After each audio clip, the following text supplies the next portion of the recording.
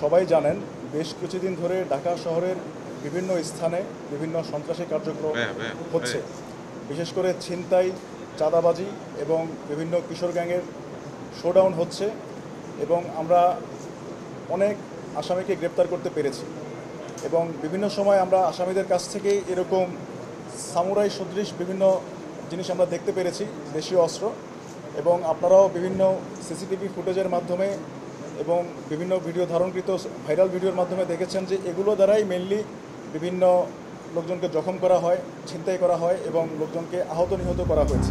রাজধানীর new market থেকে বিপুল পরিমাণ দেশীয় অস্ত্র জব্দ করেছেন বাংলাদেশ সেনাবাহিনী। এছাড়া এখন পর্যন্ত মোহাম্মদপুর এলাকা থেকে ৩০৬টি আগ্নেয়াস্ত্র উদ্ধার করা হয়েছে। শনিবার রাতে সোহরাওয়ার্দী মেডিকেল কলেজ হাসপাতাল সেনা ক্যাম্পে এক সংবাদ সম্মেলনে সেনাবাহিনীর পক্ষ থেকে এসব তথ্য জানানো হয়। সংবাদ সম্মেলনে সেনাবাহিনীর পক্ষে লেফটেন্যান্ট কর্নেল নাজিম আহমেদ বলেন, ঢাকার বিভিন্ন জায়গায় কিশোর গ্যাংয়ের শোডাউন এই ধরনের অস্ত্র দেখা যায়। আমরা খবর পেয়েছি যে এই আইটেমগুলো সন্ত্রাসীদেরকে কোনো একটা জায়গা থেকে সাপ্লাই দেওয়া হচ্ছে এবং গোপনে বিক্রি করা হচ্ছে এবং কিছু কিছু সময় তাদেরকে ভাড়াও দেওয়া হচ্ছে এবং কিছু কিছু সময় ফ্রি ডেলিভারি দেওয়া হচ্ছে, হোম ডেলিভারি দেওয়া হচ্ছে।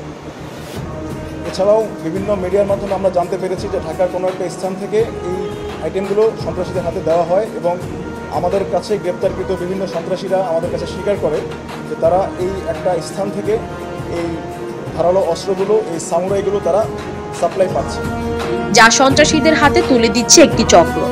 নিউ মার্কেটের 3টি দোকানের গোপন স্থান থেকে এগুলো জব্দ করা হয়েছে।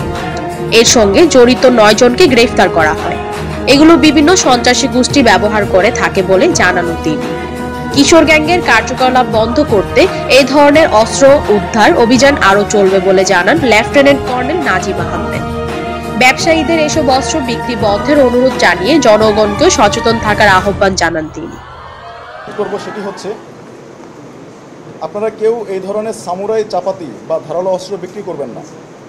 অনেকে এগুলো হয়তো সুভেনিয়র হিসাবে সংগ্রহ করেন, কিন্তু দেশের বর্তমান বাস্তবতা হলো এগুলো বিভিন্ন সন্ত্রাসী গোষ্ঠী ব্যবহার করছে এবং এতে সাধারণ মানুষের জানমালের ক্ষতি হচ্ছে।